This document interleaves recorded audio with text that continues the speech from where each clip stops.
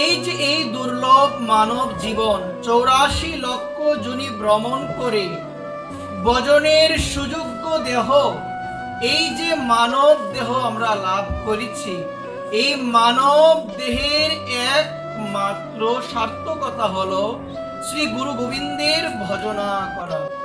শ্রী গৌর গোবিন্দের ভজনা করে আমি যেন আমার এই দুর্লভ মানব জীবনকে সার্থক করতে পারি। আজকে এই প্রয়াস নিয়ে আমরা সবাই এই জায়গার মধ্যে সমবেত হয়েছি।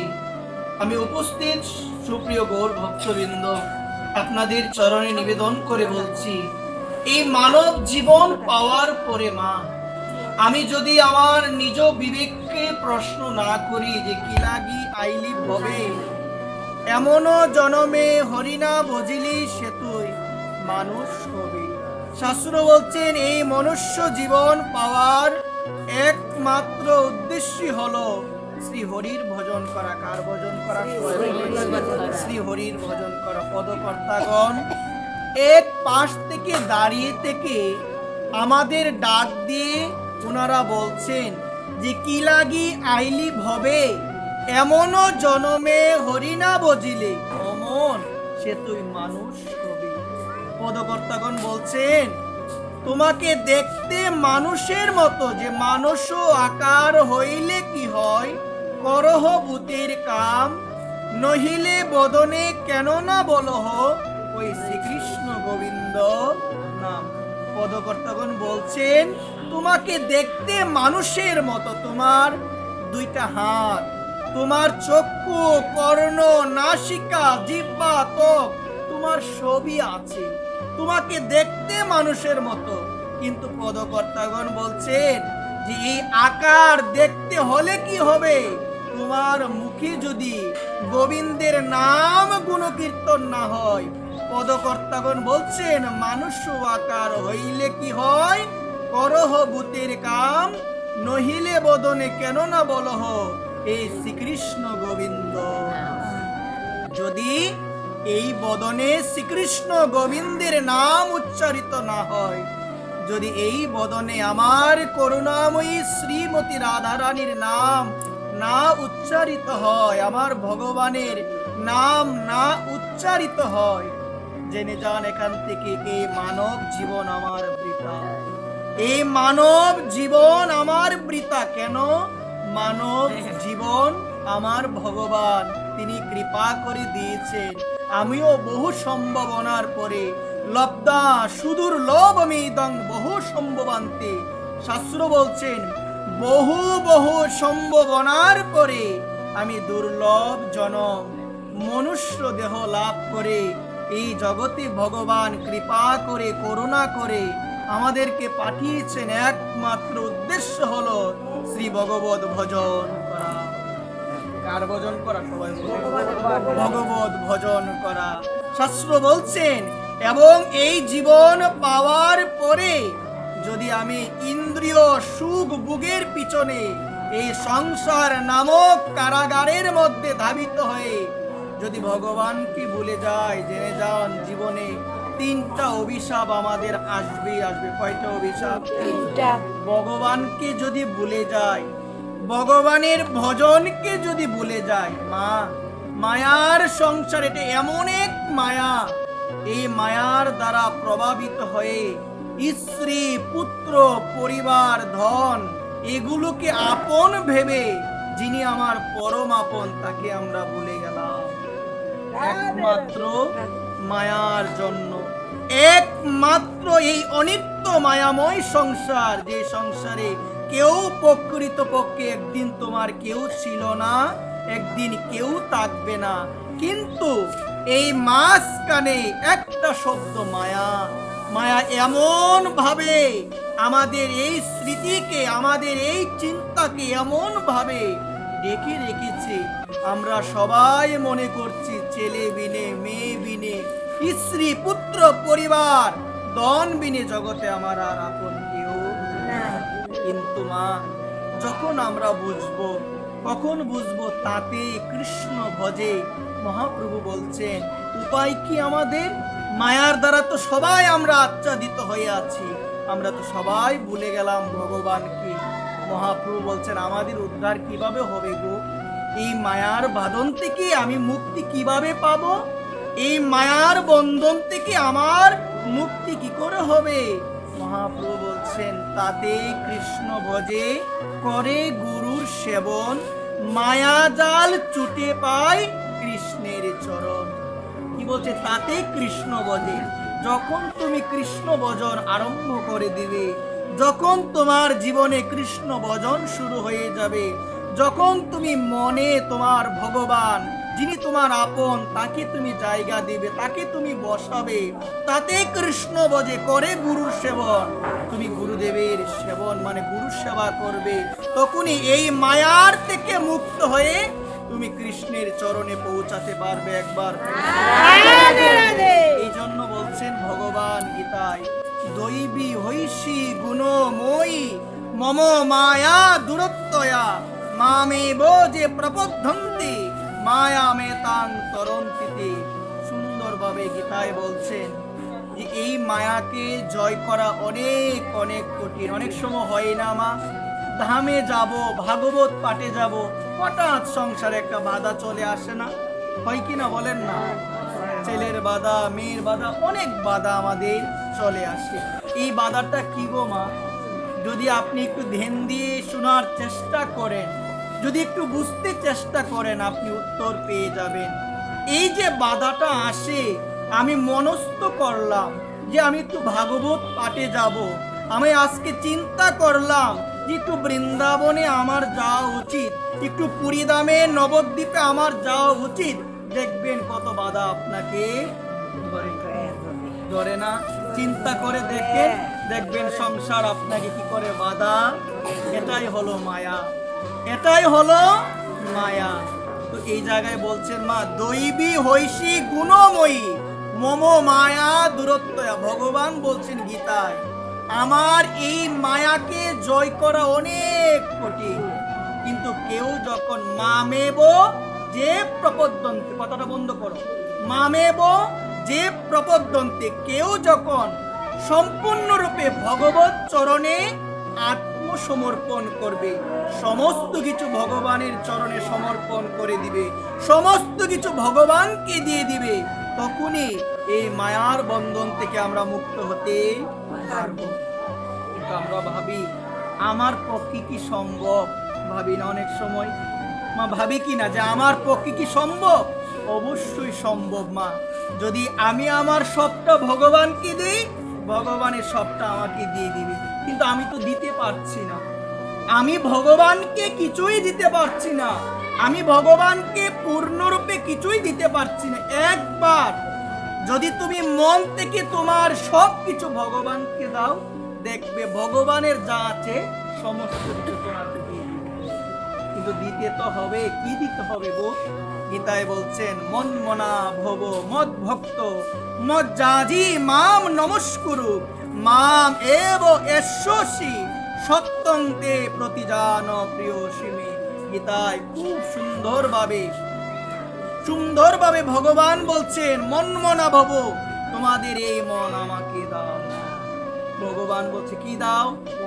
মন দাও। কিন্তু ভগবানকে মন না দিয়ে ভগবানকে দেই ফল। কি দেই গো? ফল। এই মন যদি ভগবানকে না দিই, যতই ফল ভগবানকে বানিয়ে দেন না কেন, আমানি করে দেন না কেন, দেন দিয়ে শুনে যান, কোনো লাভ হবে? ভগবান কোনো কিছু চাই না।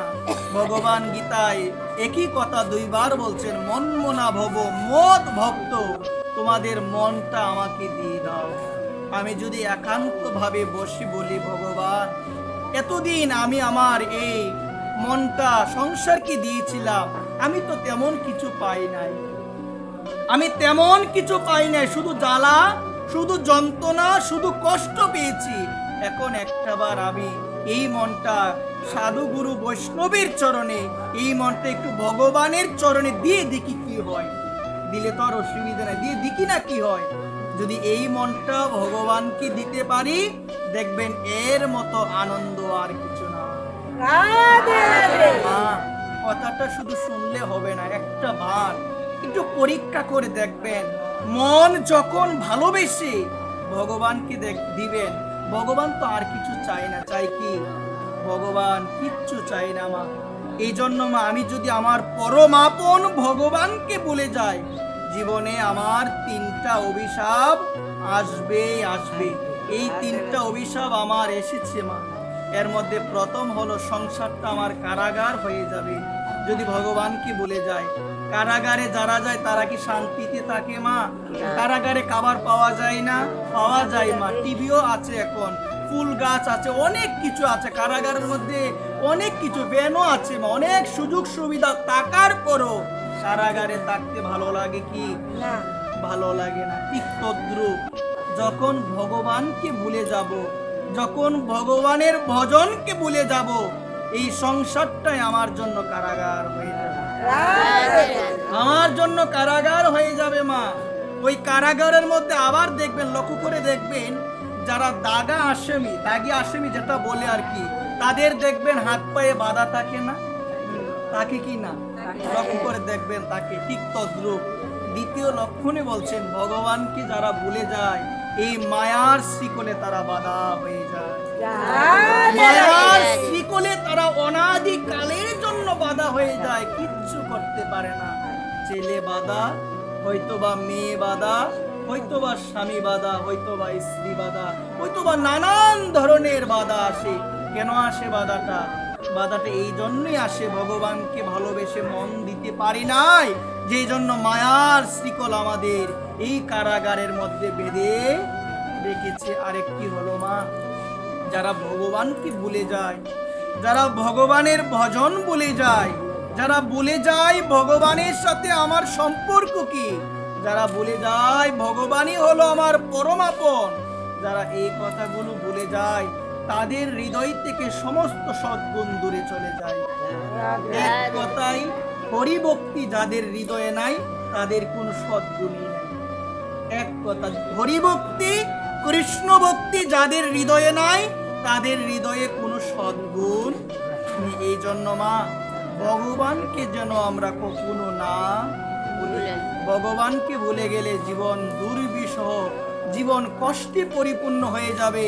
এই সংসারই তোমার জন্য অভিশাপ হয়ে যাবে, সর্বদা অশান্তি, সর্বদা দুঃখ। এমনও অনেক সংসার আছে বলে না, শান্তি নাই গো মুখের মা, আমার কোনো শান্তি নাই, বলে না অনেকে। লক্ষ্য করে দেখবেন, কেন বলে গো মা? কারণ ভজন তারা করে না মা। যারা ভজন করে মা, জেনে যাও, যারা ভজন করে, পরে কি বললো তারা সেটাও শুনে না, কে কি বললো সেটাও দেখে না। তারা ভাবে এসেছি ভবে, আবার যেতে হবে, ভবে মাত্র দুদিনের দেখা, কেউ আমরা চিরদিন থাকবো, সবাইকে চলে যেতে হবে। এই জন্য পরের কথায় কি বা আসে যায়, মিছা দাগা তুমি পেও না, যা করার অবিলম্বে এখনই করো, কৃষ্ণ ভজন বিনে আর কোনো গতি নেই। কিন্তু আমাদের সমাজে ধারণা কাল করবো, হয় না মা? কিছুদিন যাক, ছেলের বিয়ে দিই, মেয়ের বিয়ে দিই, পরে হবে, কিছুদিন যাক তারপরে হবে মা। মা জেনে যাও, পরে বলে যারা করবে তাদের আর করা হয় না, কারণ নিঃশ্বাসের তো বিশ্বাস নেই। তুমি যে বললে আজকে করব না কাল করবে, কাল তুমি থাকবে কিনা তার তো কোনো গ্যারান্টি নেই মা। একটা প্রতিজ্ঞা এখানে করে যাও মা। কথাগুলো শুনে আবার যদি আমরা এক এক কর্ণ দিয়ে প্রবেশ করে আগে আরেক কর্ণ দিয়ে যদি বের করে দিই, এই শ্রবণের কোনো লাভ নাই। এখান থেকে এটা জেনে যাও মা, এখান থেকে এটা ভালোভাবে জেনে যাও, কথাগুলোকে অন্তত পক্ষে যেন আমি আমার অন্তরে ধারণ করে রাখতে পারি, যেন আমি আমার হৃদয় মাঝে যেন কথাগুলোকে ধারণ করে রাখতে পারি। ভগবানকে বললে জীবন আমাদের কষ্টে পরিপূর্ণ হয়ে যাবে। এই জন্য মায়েদের চরণে নিবেদন, কখনো যেন কোনো পরিস্থিতিতে ভগবানকে না ভুলে যায়।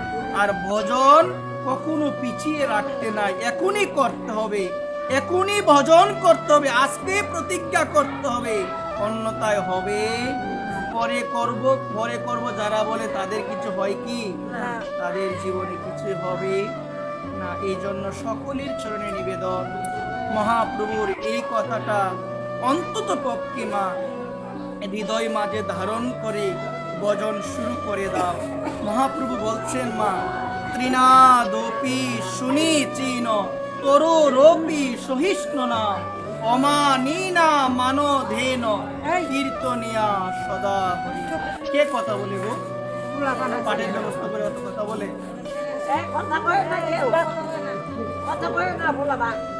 আমি বললে দেন কে কথা বলে এগুলো?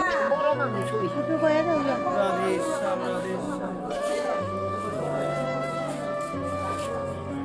এই জন্য সকল ভক্ত চরণে নিবেদন, দেখুন মহাপ্রভু বলছেন তৃণাদপি সুনিচীন তরোরপি সহিষ্ণুনা অমানীনা মানদেন কীর্তনিয়া সদা হরি। হরি কীর্তনের প্রকৃত অধিকারী কে, এটা তো বিশেষভাবে জানা প্রয়োজন। আমরা যারা নিজেকে বলি যে আমি হলাম বৈষ্ণব, অনেকে বলি না যে আমি বৈষ্ণব, বলি কিনা সবাই বলে? আমরা বলি যে আমি হলাম বৈষ্ণব। কিন্তু দেখুন শাস্ত্র বলছেন যে বৈষ্ণব হইতে আমার মনে ভরেছিল সাধ, আমি তৃণাদপি শ্লোকে পড়ে গেলাম।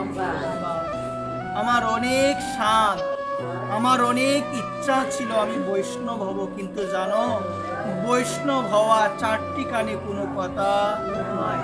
তিলক দিলাম, কণ্ঠিমালা দিলাম, আর মনে মনে ভাবলাম, পোশাকটা পরিবর্তন করলাম, মনে মনে যদি ভাবি আমি অনেক বড় সাধু হয়ে গেলাম, এটা আমার মনের ভুল ধারণা। সাধু হতে গেলে আগে স্বভাবকে সাধু করতে হবে। লিঙ্গ পুরাণে খুব সুন্দরভাবে বলছেন, যিনি সাধু হবে, যিনি বৈষ্ণব হবে, তিনি কখনো অন্যের দ্বারা বাক্য শুনে কখনো ধৈর্য সে হারাবে না। অন্য যদি খারাপ কথা তাকে বলেও সে শান্ত থাকবে। কেন? কারণ যিনি বৈষ্ণব হবে তার একটি লক্ষণ, তিনি শান্ত থাকবে। কি থাকবে গো মা? শান্ত থাকবে। আর এই জায়গায় মহাপ্রভু বলছেন তৃণাদপি সুনিচীন তরোরপি সহিষ্ণুনা, গাছের মতো নম্র হতে হবে। কিসের মতো? গাছের মতো নম্র হতে হবে। তৃণাদ অপি সুনিচীন, তৃণর মতো নিচু হইয়া সদা লবে নাম, আপনি নিরঅভিমানী অন্যে দিবে মান। নিরঅভিমানী মানে হৃদয়ে কোনো প্রকার কোনো অহংকার যেন না, এটা এখান থেকে গেতে নিতেই হবে। মনে রাখবেন, যদি হৃদয়ে বিন্দু পরিমাণ কোনো বস্তুর প্রতি, বিন্দু পরিমাণ কোনো জিনিসের প্রতি যদি আমাদের অহংকার থাকে, বুঝতে হবে মা কোনো দিন ভগবানের চরণ পাবো না, কোনো দিন ভগবানের চরণ পাবো না। এই জন্যই মহাপ্রভু বলছেন তৃণাদপি সুনিচীন তরোরপি সহিষ্ণুনা, গাছের মতো ধৈর্য ধারণ করতে হবে। কাটিলেই তরু যেন না কিছু বলে, শুকাইয়া মরে তবু জল না মাগে। এই গাছ এত প্রখর রৌদ্রের মধ্যে, এত তপ্ত সূর্যের রৌদ্রের মধ্যে দাঁড়িয়ে থাকে, কারো কাছে জল মাগে? বৈষ্ণব হবে তেমন, কারো কাছে কিচ্ছু চাইবে না, একটা টাকাও কারো কাছে চাইবে না, কিচ্ছু কারো কাছে সে চাইবে না।